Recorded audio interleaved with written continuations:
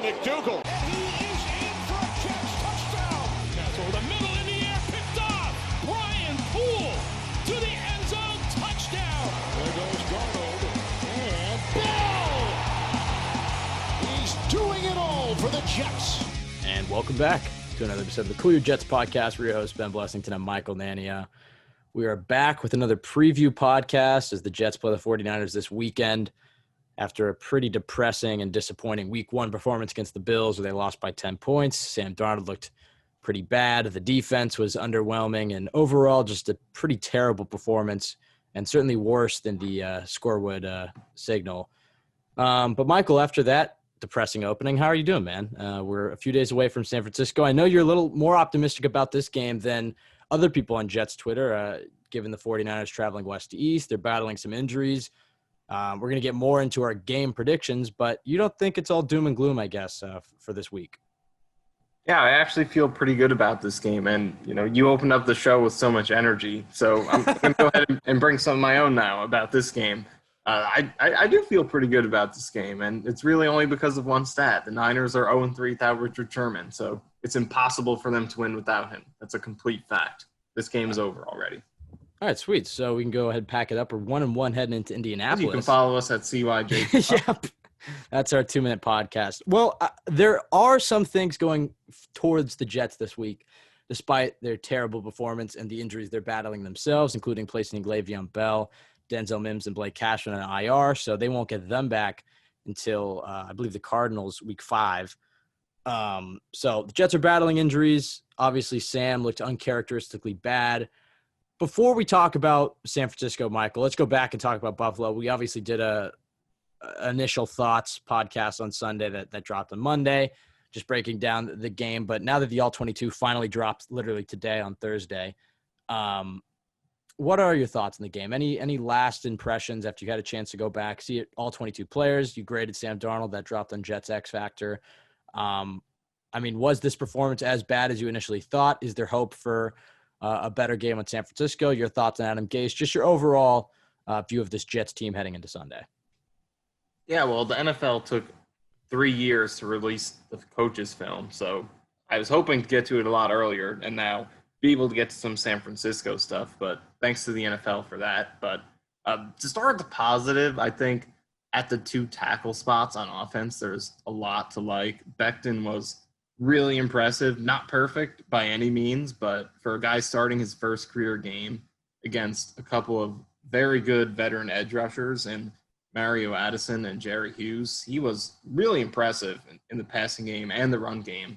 A lot of the stuff he was dominant with at Louisville was translating the down blocks, just moving people from one hash to the other, clearing the edge in the run game. And then in pass protection too, his sets looked really good. It didn't seem like he was just, a huge guy winning with size. He looked really refined.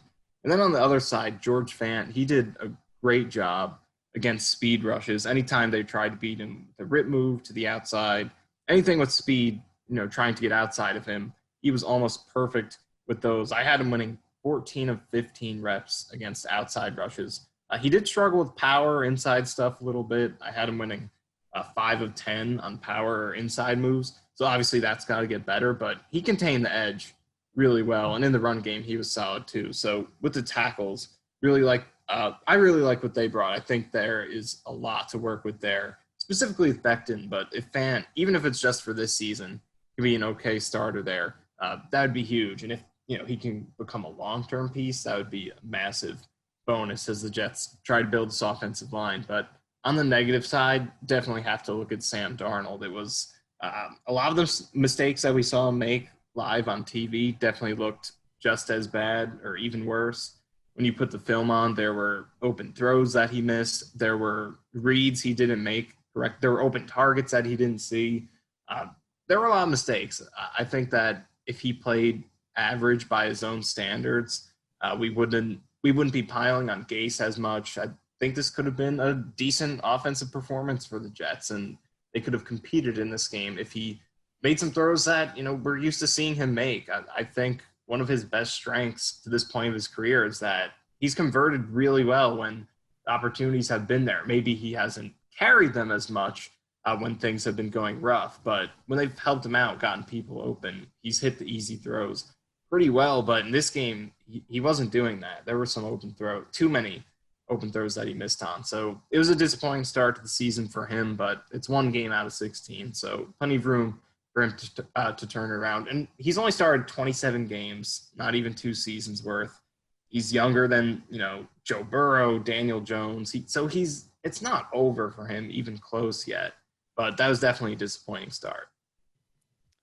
Yeah, I mean, no doubt. I mean, the one play that we were really perplexed by, probably more than any other, was the one where he just ran out of bounds. I mean, there's the interception, there's some missed throws, but the one where he just ran out of bounds and took a sack on 3rd down looked even worse on the All-22 when you saw that Crowder was wide open for a touchdown. Right, yeah. Now, if you watch it back, you can see that Sam was about to throw it, and then Crowder starts cutting back inside, and so he hesitates, and then he takes a sack, and it kind of just looked like it all just happened too fast for him. But it's still concerning because if he just threw it initially, that's arguably a touchdown, at the very least a huge gain. A lot of negative stuff for Sam, but I think the one positive is that, I'm fairly confident that this is not the player that Sam Darnold is. I think this was a bad performance for him. You could make the case that it was worse than his game against New England because – the seeing ghost game, everything was going against him. He had terrible protection. Receivers weren't getting any separation. There really just wasn't a chance to succeed. This one, I think the big thing in protection, you kind of talked about it last time we had the podcast, was while there were times where the offensive line was getting beat, it was more of one guy getting beat instead of 3 or 4 at once. One guy got beat. They were able to push him and still maintain the integrity of the pocket. Sam still had some time and had lanes to escape and use his legs, which is something he's very good on, is throwing on the run. So I thought the offensive line was actually fairly impressive in this game. I'm not going to say they were really good, but I would say they were average, which is what we wanted for a unit that's starting a rookie with no training camp, or with shortened training camp and no preseason, a guy at right tackle who was a reserve tackle for a bad offensive line in Seattle. There's a lot of things to like about this offensive line's performance, despite the questions that they had coming into them. I think Sam at this point, and as I said, I'm fairly confident that he's going to bounce back. I know he's going to have good performances this season. I know there's all the talk about Trevor Lawrence and stuff, and my opinion on that is that let's save that for the end of the season. I still think that the easiest, best path for the Jets is Sam Darnold succeeding. That's the one I'm cheering for, and that's the one that I think still has a good chance of happening. I think Sam Darnold will be a good quarterback in this league. The question is has my optimism of him being an Aaron Rodgers, shifted a little bit? Maybe, just based off the last year and a game. But I still think he can be a Matt Stafford level quarterback, who, by the way, is very underrated, was on pace for 40 touchdowns last year. I just think that Sam needs some help, and he's not getting any. I think his big problem right now is going through progressions. I think that was the thing that we saw when we watched film, and the things that you can do to help a quarterback who's struggling with that, who's predetermining throws and is scared to get hit and is struggling with these progressions. There's 3 things you can do. Is you can simplify the offense and give them easy reads, which is what you saw Allen had with Buffalo on Sunday. They gave him a ton of easy reads. Well, he doesn't really have that, and Gase's super complex progression-based offense. You can give him great receivers who create separation and get open, which make those decisions much easier, because if you see a guy wide open, or even that you just trust that he's going to come down, those decisions become a lot easier, which he hasn't had. He hasn't had either of those 2 things. And then you give him an offensive line that gives him time to make those decisions. He has more of that this year than he did last year, but it's criminal what the Jets have done to him in his first 2, and we're on to year 3 of his time with the Jets. But I don't think it's all doom and gloom. I do think that he's a much better quarterback than what he displayed on Sunday. I'm encouraged that a lot of his miscues where he just missed throws, because I know that those aren't throws that he typically misses. He still had some great throws. He had a dime to Bell. He had a good play on the move to Crowder. He had a play that would have been a touchdown to Perriman at the end of the game, but Perriman fell down. It was pass interference. So overall, it was a terrible performance from Darnold. But for all the people that are already giving up on him, if the Jets have the number 1 pick, then let's take Trevor Lawrence. But I don't think the Jets are going to be that bad. The Jets aren't even close to being in that situation yet. So let's cool it on the other quarterbacks, cool your jets on the other quarterback takes, and let's focus on Sam Darnold here. Now, Michael, when we look ahead to San Francisco, a lot of injuries on this team in addition to what the Jets have. But I would say that the 49ers have been hit harder by the injury bug this week. You talked about Richard Sherman. How good of an opportunity is this for Sam Darnold to bounce back, despite the defending NFC champions and one of the best defenses, if not the best defense in all football, coming to MetLife on Sunday? Yeah, I do think they're catching the Niners at a pretty good time. This is still an amazing team. They were in the NFC Championship last year. Fantastic defense. Most of it is back, but still, you're getting them on a cross-country trip. They were only 3-2 in games on the East Coast last year, and some of them were against teams much better than the Jets. But their offense was a lot less productive coming over to the East Coast last year. And Richard Sherman is out, which is pretty big. I think a lot of people underrate Sherman at this point. They think he's washed up, but you look at his numbers and also his film, teams still really don't bother to target him and go the other way plenty. He's still one of the best cornerbacks in the league. He gave up the fewest yards per cover snap last year, and over the last 2 years, the 49ers are 0-3 without him, which I said at the beginning of this podcast, which guarantees the win. But, he's still a really good player, and missing him is going to be big. And they have other injuries at cornerback, too. Jason Verrett, who they hoped would make his season debut last week, he still might not play. Witherspoon is in concussion protocol, so they are dealing with some injuries there. So it could be a good time to catch them. But up front is still where all the question marks are going to be. You're going to have Becton against Nick Bosa. Great debut for Becton, but Bosa's about as good as it gets on the edge and pretty much in the entire league. And this is his second season now, so could be even better than last year. So that's going to be tough.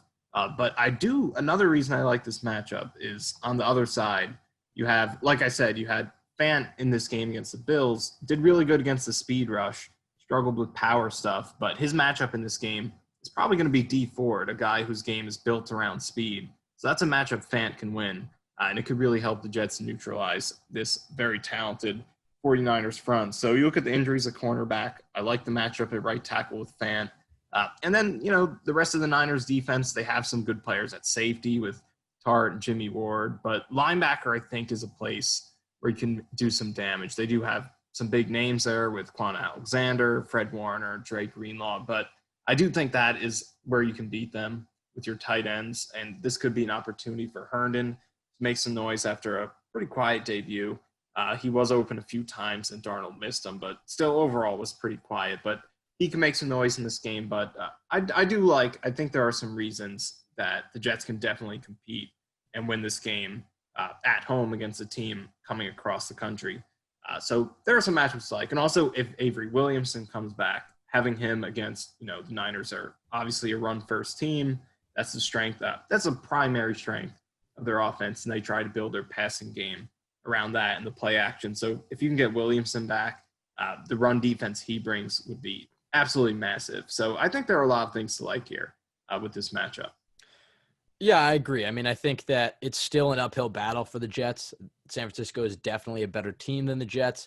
And so I know a lot of fans would be surprised to hear you say that. And I feel that you're probably less optimistic than I am in general. You're more of a realist. So it is encouraging to hear that you are liking the Jets' chances in this game. And I agree. I think that a lot of the NFL is just timing, and I think the Jets have got San Francisco in a good spot this week. They are just battling a lot of injuries. They have to travel from West Coast to East Coast. They're in a better spot than the Giants because they play at MetLife next week again against the Giants, and they'll have presumably had time to adjust to the East Coast time zone, assuming that they stay on the East Coast. So the Jets get them on their first trip. I don't know if they're allowed to do – I think I saw you're not allowed to stay – if your team's traveling on a road trip, you're not allowed to stay in the same place for consecutive weeks this year. Well, because that was the thing that Joe Douglas wanted to do against the Chargers or against the Rams and Seahawks this year. But I would imagine you're right. I wasn't even thinking about COVID. So never mind on that point. But still, even just their first trip out east this season, they are coming off of a loss. I think there is something to them underestimating the Jets, considering how bad they looked. So there's a few things there. But the Jets are, it's not a walk in the park by any stretch. It's still, as I said, an uphill battle, and I still don't know if I'd bet on the Jets. They're also dealing with some injuries themselves, as we already talked about. But a new one, which was yesterday by the time you're listening to this, Jamison Crowder did not practice on Thursday. We'll see about his status for Sunday. I am confident in the depth at slot receiver, given that I do like Braxton Berrios, but he's by far the Jets' best weapon at the receiver position. So any blow there is a big one for the Jets. So that's a pretty big negative. LaMichael Pirine, though, he was limited on Thursday, so it sounds like he might be able to play. That'd be huge. He had a good training camp, and it sounds like it's going to be the Frank Gore show on Sunday. So if they can split some carries between Gore Pirine, and then presumably Josh Adams. That'll help things out. When you look at San Francisco, and you talked a lot about it, I mean, I think that Sam Darnold, if the offensive line holds up, and I mean, they're going against probably the best defensive front in all of football, Sam Darnold does have a good opportunity to target these corners. But, you look at these corners, and I'm not sure how many of them are worse than the Jets starting receivers. So there's question marks there. But when you look at the 49ers as an offense, I do like some of the things that I see there. I mean, Jimmy Garoppolo did not have a good game against Arizona week 1, so similar to Sam in that respect. And their offense is run primarily how the Jets should be running their offense this year, which they run it through their tight ends and their running backs. I mean, their receivers, I believe, only had 4 receptions week 1. They do get rookie Brandon Ayuk back. Mohamed Sanu signed, but he won't be able to even practice until Friday, which is generally just a walkthrough. But he did play in Kyle Shanahan's system in Atlanta, so he has some familiarity there. But their offense is primarily through their running backs and their tight ends. Can't forget that they do have Jordan Reed, so even if George Kittle's out, Juszczyk and Reed will still be effective as the tight end and fullback. And then that three-headed monster at running back, Mostert, McKinnon, and Coleman, is really how they run their offense. I do think that as far as Marcus May and Bradley McDougald matching up against Jordan Reed, George Kittle, Kyle Juszczyk, that's at least a matchup that I'm interested in seeing. The matchup I'm number one worried about outside of Mekhi Becton and Nick Bosa, which is one I'm just excited to watch, is how the Jets linebackers can defend these running backs as receiving options, because they just love to throw to the running backs. Their biggest touchdown in week 1 was just a 70-yard angle route. I believe it was Mostert just ran a little angle route. Isaiah Simmons over pursued, and he broke it for 70 yards. So Jimmy Garoppolo loves throwing to his running backs, and I'm worried, especially with Cashman out. Obviously, Mosley opted out of the season. It sounds like they should get Avery Williamson back for this week, but Michael, you were pretty down on Harvey Lange having to play middle linebacker. He did have a nice pass breakup in the second half, but outside of that, he was pretty bad. Getting Avery Williamson back should be huge, but I know that you have some questions about these linebackers in coverage. So, Michael, let's talk about that matchup as the 49ers running backs versus the Jets linebackers. Yeah, this is an offense that, like you said, is definitely built around everything but the wide receiver position right now. Deebo Samuel's been out. So it's a really thin wide receiver position, which is a good thing for the Jets, considering their outside corners were such a major problem in this game against the Bills. So the Niners don't necessarily have outside of Bless Austin. Well, outside Bless Austin, of course. I should have made sure that was clear, because Austin was really good in that game, but it was Desir and Hairston who were just awful. More so Desir, but Hairston was bad too. It's just that Desir is on another level with his awfulness. But when the Bills targeted those two, Desir or Hairston, 7 for 7, 2 touchdowns, 5 first downs, and they committed 3 penalties. So 10 for 10 moving the chains against them. And I think the Jets should probably put Arthur Millette back in the starting lineup. I don't know why. He didn't play any defensive snaps in that game. He was solid at the end of last season and is definitely better than Hairston and probably Desir as well. So I would do that. But looking at San Francisco, it's going to be key, as you kind of touched on, May and McDougald against Kittle. Kittle, if he does play, that would obviously be huge for the Jets if he didn't. But even if he doesn't play, they do have Jordan Reed. Only had 2 catches in his first game, but we know he's about as talented as they come at tight end in terms of receiving. Just hasn't been able to stay healthy.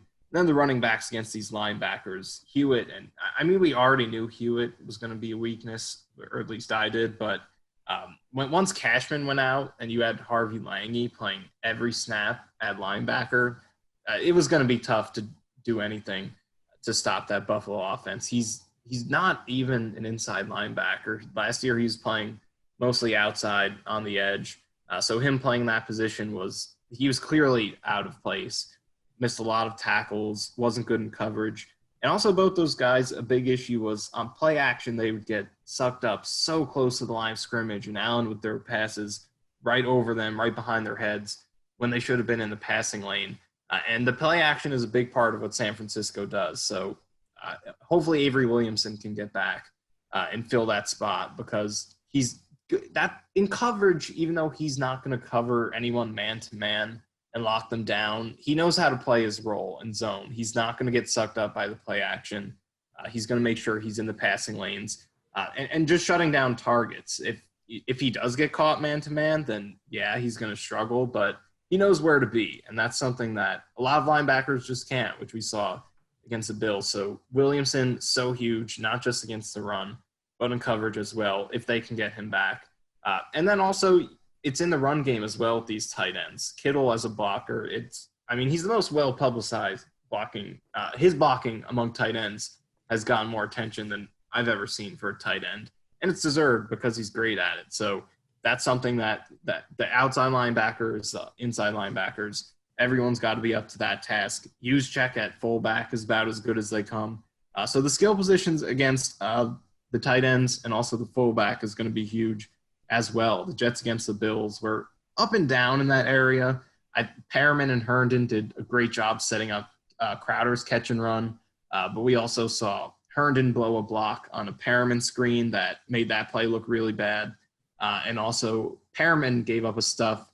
There's one play where Becton had a great block, should have been a huge run for Frank Gore, but Perriman missed a block against Jordan Poyer, gave up his stuff. So it was up and down. We saw flashes of good stuff. Also, Wesco had one good block. He barely played, but he did have one good block. So there were some ups and downs in terms of the skill position blocking last week.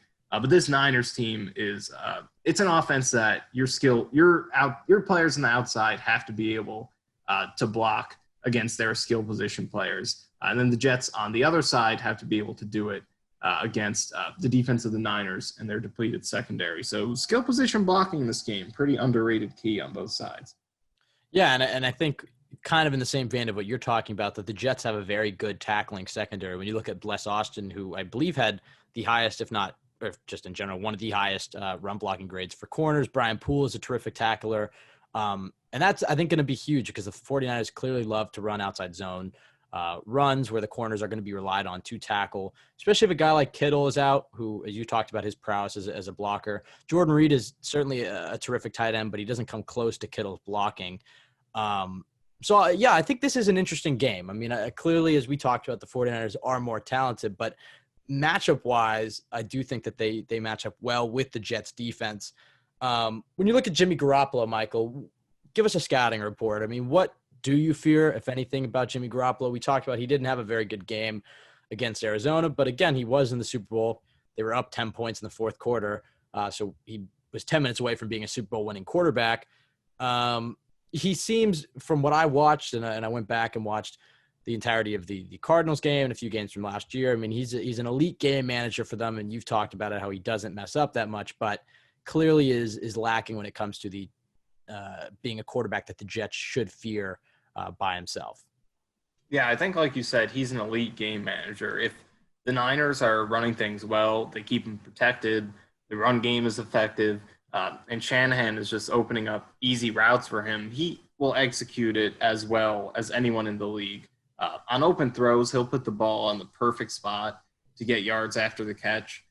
If the check down is the right play, he'll check the ball down. So in terms of game management, he's really good at it. But like we saw in this Cardinals game, once they have to lean on him and he has to push the ball down the field, he has to extend plays, move around in the pocket, interior pressure is big against him, then that's when you can start to see him become mistake prone. He's more prone to interceptions than a game managing quarterback should be. No picks against the Cardinals, but still didn't play well overall and had 13 interceptions last year, even though he threw under 500 passes. So he's more prone to interceptions than a game managing quarterback should be. He will take some very bad shots at times. And if you can get interior pressure on him, it's a good way to force those.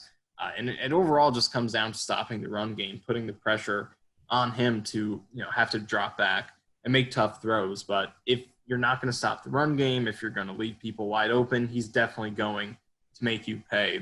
He's obviously not going to ever scramble. He's not going to take ill-advised deep shots. He's very good at finding the open man when it's there. So if the 49ers are playing well, he's not going to blow it. He's going to manage the game. But if they need him to come through, then your team is in a good spot. So that also makes it important to get on top of him early. So I think the way you put it, 3 words is perfect for him: elite game manager. He will not lose the game for them, but if they need him to win the game for them, I think your defense is in a good spot. Yeah, kind of similar to the Bills in the way that they run their offense as far as going underneath a lot taking what the defense gives them, staying ahead of the sticks, and then taking that occasional deep shot. Because you certainly will see Jimmy Garoppolo take his shots. But I agree with you. I think that's probably the weakest part of his game is sometimes he'll take some very ill-advised deep shots. I think the difference between them and the Bills, though, is that and there's a few differences in the offense, but primarily the Bills like to run their underneath offense through their receivers, whereas San Francisco runs it through their tight ends and their running backs. They're going to throw lots of these running backs. They're going to keep rotating them in and out, and they'll keep throwing to their tight ends and use check as well.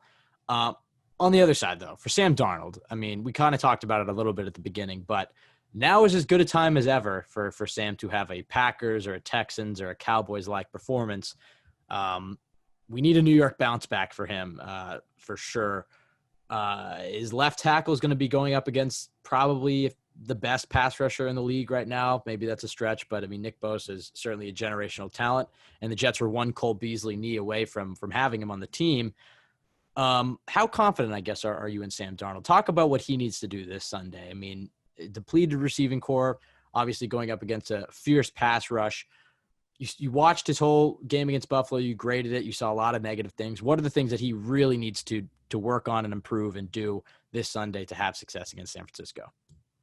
I do think one way the Jets can really help him out is getting the run game going early on, because I think there were some good signs in the run game. They had a couple of big tackles for loss that pushed the numbers down a little bit, but the run blocking, there were some things to like, particularly from the tackles. Connor McGovern, I think, even had some. McGovern did, I think, contribute to the one tackle for loss. That was, I think, 4 yards, but he did have some great flashes. So I think this has the potential to be a good run blocking line. They just couldn't stick with it last game because they were down so early. So if they can stay in it early, establish that run game, I think they can get a lot more favorable third and shorts for him, because that was a huge problem last year, getting to third and longs, and it was again in this game. Darnold constantly had to pull them out of really tough situations, and there were some throws he could have made, but still, you do want your quarterback to have some favorable situations where he could be free to take shots, just have much more stress-free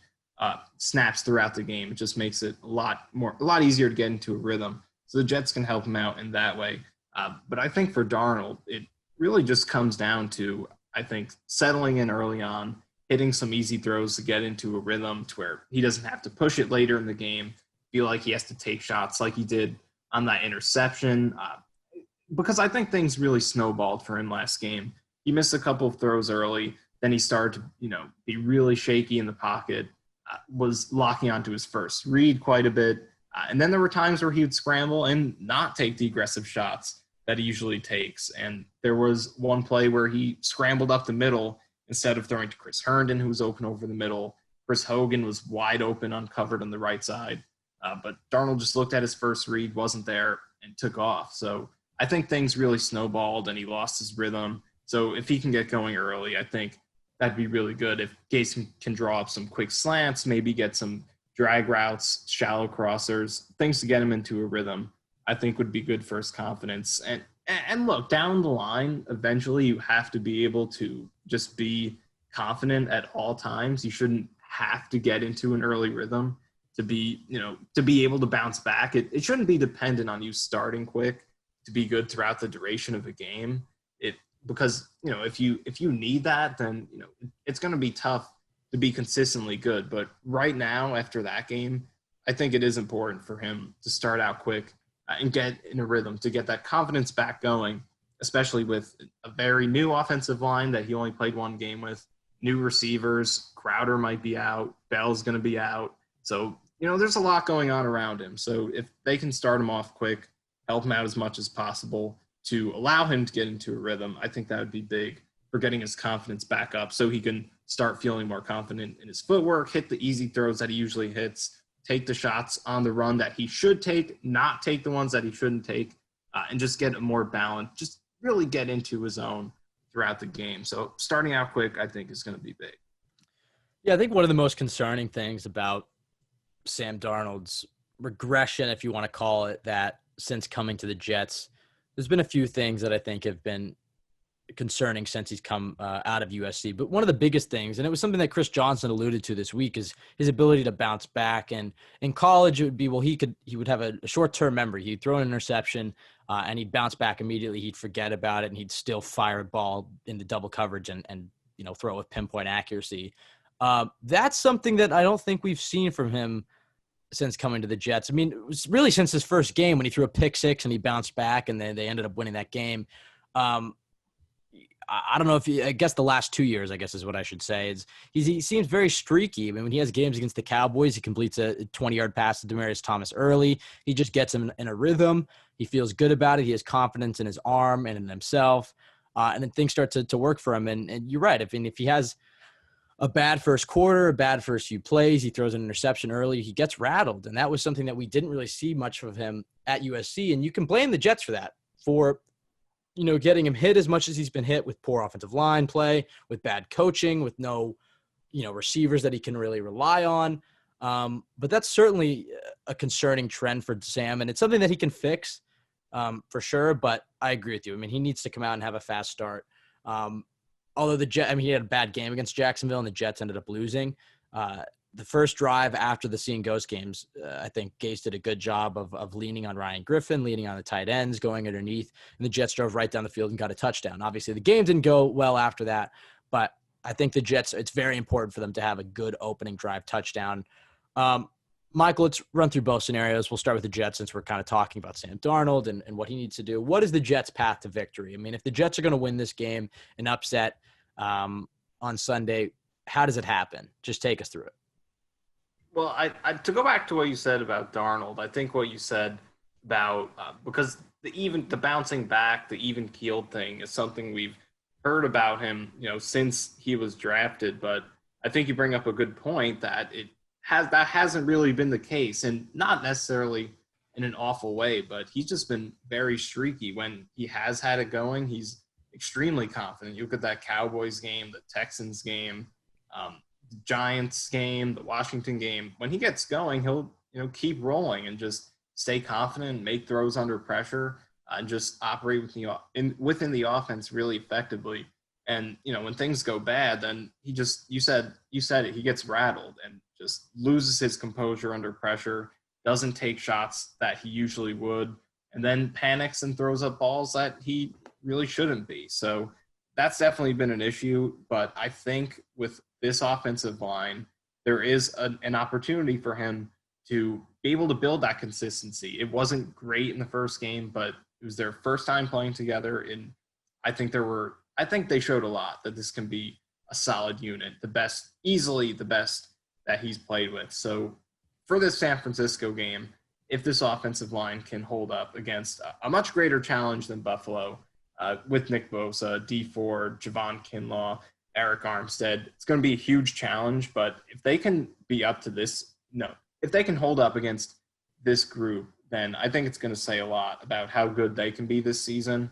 And if they can do that, I think it's going to have to come together for Darnold if they can continue playing that way. Because for the most part, throughout his career, he's been great when the protection has been good.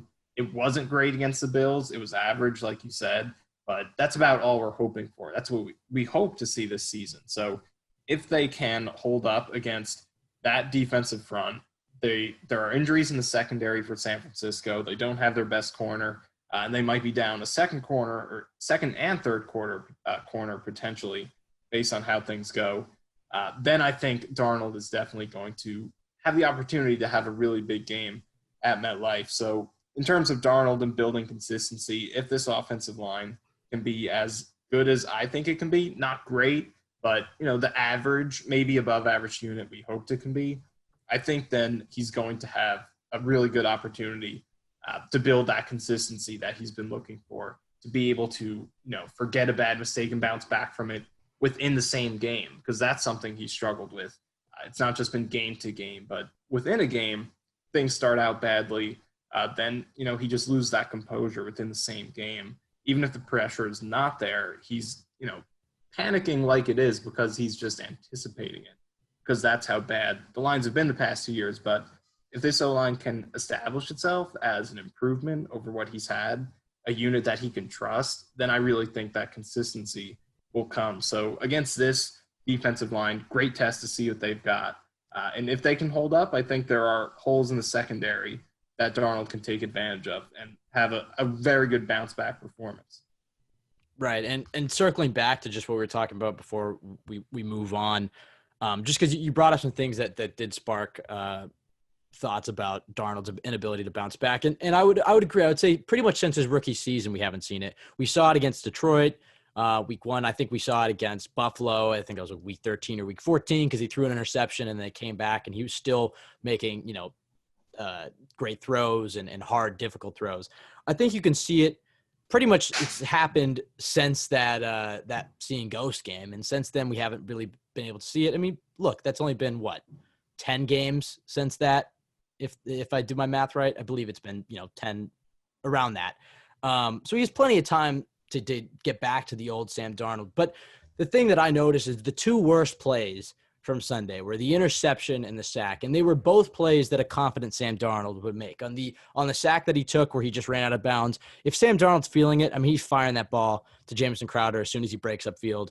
If you don't have access to the all-22, I think Brian Baldinger tweeted it out. So, we'll probably put it – I think I retweeted it on the CYJ Twitter so you can see it for yourselves if you haven't already. But that's a 50-yard play, if not a touchdown. And on the interception, I agree that it was a poor decision. I think we disagree a little bit because I think it was a worse throw than it was a bad decision. If you look at it, the safety behind Crowder's 15 yards away from him. There's just 3 linebackers in front of him. And Darnold, his biggest thing was, and we talked about this, it's a low percentage throw. If he throws it like he does in this game, yes, you'll have the times like last year against Oakland where he hits Robbie Anderson, best throws. But most of the times, but Sam Darnold had the ability to set his feet, fire, lead Jamison Crowder towards the sideline, don't underthrow it. And that could have been a massive gain. If you just look at the all-22, there was a lot of space there for Jamison Crowder. The safety wasn't going to get him until he was at least across midfield. But instead, he just drifts away. He doesn't want to take the hit from Edmonds, so he doesn't set his feet. And he, just throws it like a fadeaway jumper. He underthrows it. He leads him towards the center, so Crowder's just standing there waiting like it's a fly ball. Yeah, some definite negative plays, but I agree with you. It's primarily been snowballing for Sam Darnold, and I think that's one of his biggest flaws so far, which is weird because that was one of the things coming out of college that he was so good at was moving on, and we just haven't seen it from him. And as we talked about, a lot of that is scars from the Jets. I mean, I think that play, the interception, you can attribute directly to all the shots that he took last year with the poor offensive line. He didn't want to set his feet and he didn't want to fire because he knew he was going to take a huge hit from Edmonds. So he'd rather just kind of try it with his arm and see if he can fit it in there. And he throws a terrible pass. It looks like an even worse decision. But certainly a concerning trend for Darnold week 1. But I agree with you. I don't think it's all doom and gloom for the Jets. I don't think it's the end of Sam Darnold's career. I think the positive is that I don't think that's the player he is. I think he's going to have a much better season than week 1 would indicate. So as far as how the Jets can win this game, I think it starts up front for sure. And I would look at Mekhi Becton versus Nick Bosa. Now, I would expect that Bosa might get a sack, maybe even 2. But if Becton can do a good job of controlling Bosa, not allowing him to run wild, has to have a good game run blocking because I agree with you. I think Frank Gore in some ways does fit this offense better. He's going to hit the hole, get his 3-4 yards and stay ahead of the sticks. But it starts up front for the Jets against this defensive line. They're clearly a worse unit than San Francisco just because San Francisco probably has the best defensive line in all football. But if they can do a good job of just giving Sam some time so he's not panicking and he can establish that rhythm, I think that's where it starts for the Jets where they can have a really good game. I think you talked about it, the depleted secondary for San Francisco, that bodes in Darnold's favor. So if you're going to envision a Jets win, it's going to be they do a good job at nerfing the 49ers defensive line. Sam Darnold has to have a Cowboys-like performance. He's going to have to rise to the occasion, make do with what he has on offense. I think the Jets are going to have a good running game. And when I talk about make do with what he has on offense, I mean, he doesn't have much, but he does have a guy named Chris Herndon who's pretty damn good in my opinion. I think he's got to start feeding Chris Herndon. We saw it a little bit on that last drive. Herndon did start to get going, so I think he's huge for this game. If Crowder plays, obviously he's huge. So offensively, that's the key. And defensively, I think that the Niners' strengths do play right into the Jets' hands, but they've got to do a better job of tackling. Week 1, there was just way too many missed tackles, and you can't do that against a better team like the Niners.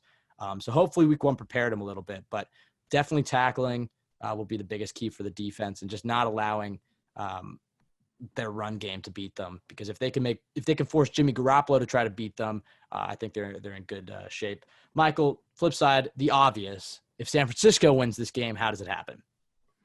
Yeah, I think from a Jets perspective, it all starts with that defensive line. I think that San Francisco easily could cause a ton of damage up front against this offensive line and make this another really tough day for the Jets offense, especially if Crowder doesn't play. You probably have Barrios out there in the slot, who I think can play well for them.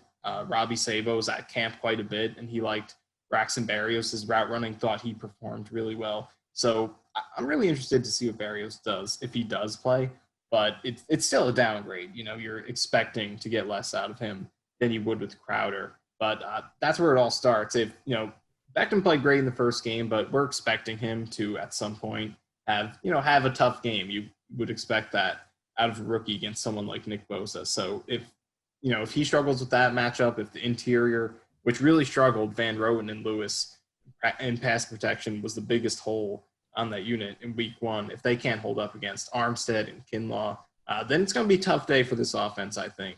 And the Jets could easily lose very similarly to how they did against the Bills last week. Also on defense, if this unit's just going to miss as many tackles as they did last week, they led the league with 16 of them, then it's going to be a rough game. So I think it all starts with that offensive line against a really good defensive front. Yeah, it's going to be not getting any momentum offensively, similar to last week, where that defensive line is causing havoc. Sam Darnold can't get comfortable. The run game doesn't get going. And then, Kyle Shanahan is one of the better offensive minds in all football. He does get Brandon Ayuk back. So if he connects for a long touchdown, it could be good night for the Jets, despite the injuries. Michael, as far as a prediction for this game, I know you're optimistic. Are you optimistic enough to predict a Jets win on Sunday? Yes, I am. I'm going 26-21. Wow. That's the score I told you. I don't really have a reason for those particular numbers, but 26-21. I just feel it for some weird reason. I don't know. 26 plus 21 is 47. They're playing the 49ers. This is the second game. That doesn't work at all. Minus 2 equals 47, and just divide it up. 26-21.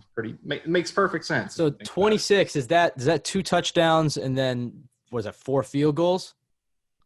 Yeah, no, we're going to go with 3 touchdowns. Okay. 2 field goals and a missed extra point by Ficken. Okay, that's a little bit better. That's a more digestible. I mean, look, I was going to go with the Niners loss, or a Niners win, excuse me. But then I saw the Jets look like they're going to be wearing all white because for some reason Gase always has the offense wear the same colored jersey as the team wears on Sunday. As Michael and I have speculated, I'm pretty sure it's just to have the quarterback practice throw into the same jersey. Offense is wearing white. You can assume that they're going to go all white. I guess they could go white on green, but if they're going all white in the sun with those helmets, it's over. I may have to give the Jets the Super Bowl already. But it's not even a joke. Darnold is 9-4 when he wears the same color jersey and pants, and he's 2-13 when he doesn't. So it's just facts at this point. Jets should be fully committed to wearing monochromatic uniforms, and they should never go back to green on white or white on green. It just doesn't work. Here's how I feel: is that I really want to give them the win. Because I agree. I do think that this is actually I feel actually better about this game than I did week one. We both predicted a loss week one, but we did say I thought it would be close, and I did go back and forth, but I said it'd be a loss in the end. This one I actually feel a little bit better about.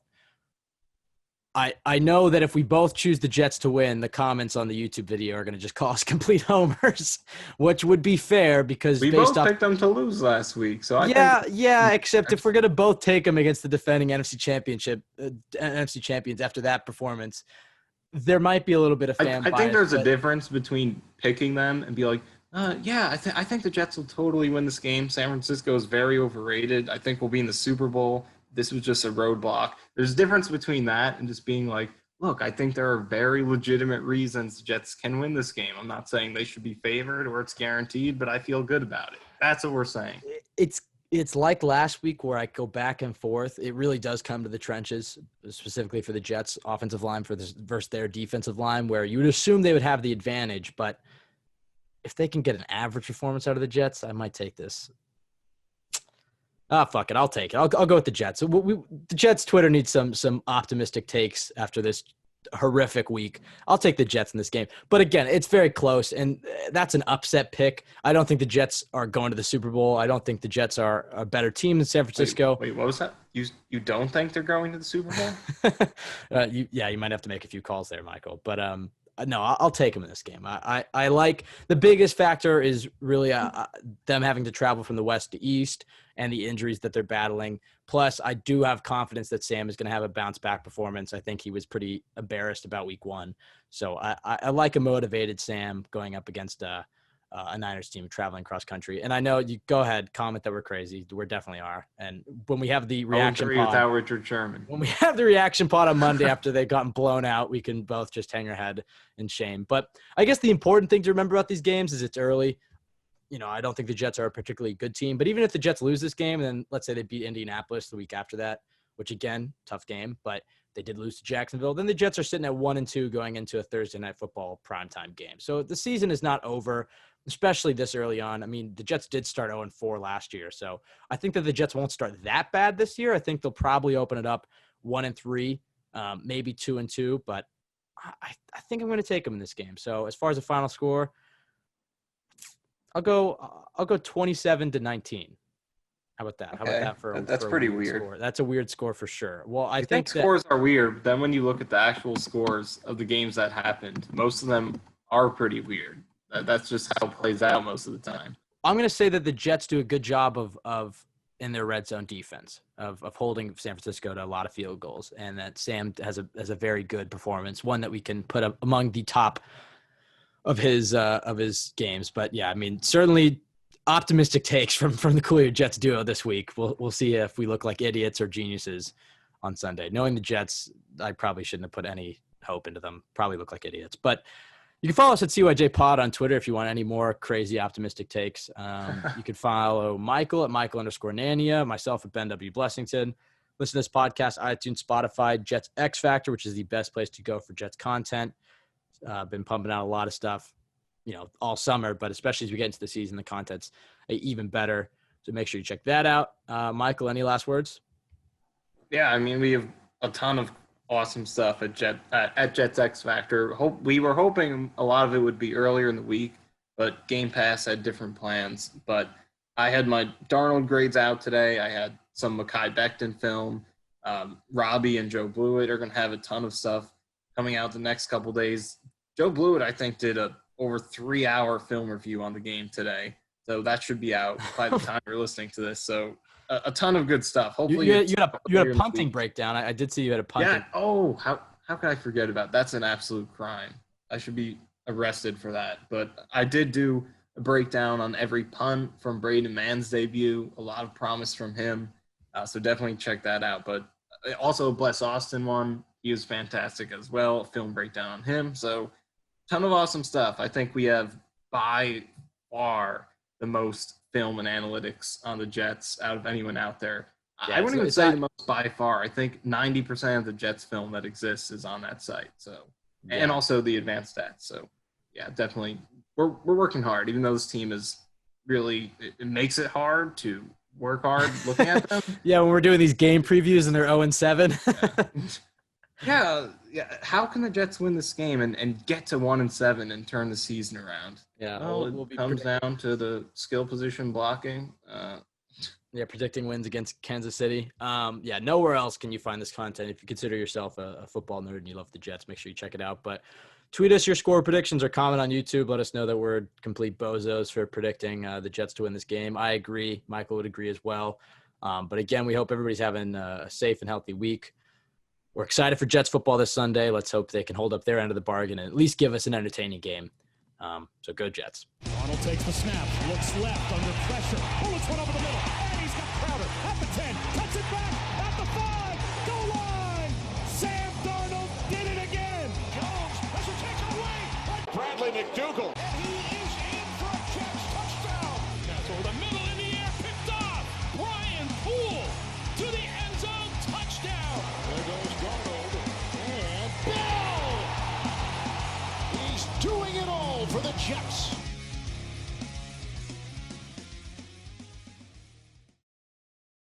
it.